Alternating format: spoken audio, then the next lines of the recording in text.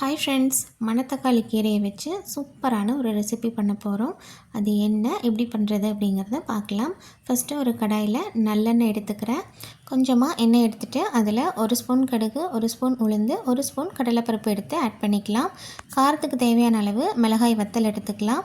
இப்போது இதில் 2 medium size வெங்காயத்தை கட் பண்ணி ஆட் பண்ணிக்கலாம். கூடவே கருவேப்பிலையும் சேர்த்துக்கலாம்.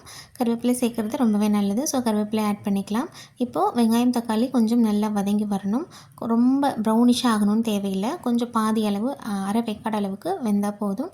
அந்த ஸ்டேஜ் வந்ததுக்கப்புறமா அது கூட தக்காளி வந்துட்டு ஆட் பண்ணிக்கலாம். 2 மீடியம் சைஸ் தக்காளி கட் பண்ணி இது கூட ஆட் பண்ணிக்கலாம்.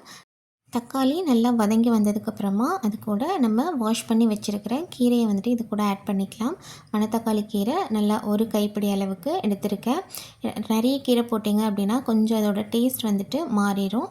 ஸோ பசங்க வந்துட்டு சாப்பிட மாட்டாங்க. ஸோ இந்த மாதிரி கொஞ்சமாக கீரை நீங்கள் ஆட் பண்ணும்போது கீரையோட டேஸ்ட் வந்து பசங்களுக்கு தெரியாது. இது கூடவே கொஞ்சமாக மல்லி இலையை வந்துட்டு ஆட் பண்ணிக்கலாம். மல்லி இலையோட வாசனை வந்துட்டு ரொம்ப நல்லாயிருக்கும். ஸோ அதையும் ஆட் பண்ணிக்கலாம். இப்போது தேவையான அளவுக்கு இதில் உப்பு ஆட் பண்ணிக்கலாம். கொஞ்சம் நல்லா வதங்கினதுக்கப்புறமா வெங்காயம் தக்காளி கீரை நல்லா வதங்கி வேகணும். அது வரைக்கும் வெயிட் பண்ணலாம். தண்ணி ஆட் பண்ணக்கூடாது. அப்படியே எண்ணெயிலே கீரை நல்லா வதங்கினதுக்கப்புறமா நல்லா ஆற வச்சிடலாம். ஆற வச்சுட்டு அதை அப்படியே ஒரு மிக்ஸி ஜாருக்கு மாற்றி நம்ம அரைச்சி எடுத்துடலாம். இது நீங்கள் மற்ற வச்சு கடைஞ்சி எடுத்து கூட வச்சுக்கலாம். பட் என்னோடய பசங்க வந்துட்டு கடைஞ்சால் சாப்பிட மாட்டாங்க. ஸோ அதனால் நான் மிக்ஸியில் அரைச்சிட்டேன். இப்போது இதை அப்படியே வந்துட்டு நம்ம இட்லி தோசைக்கும் வச்சுக்கலாம்.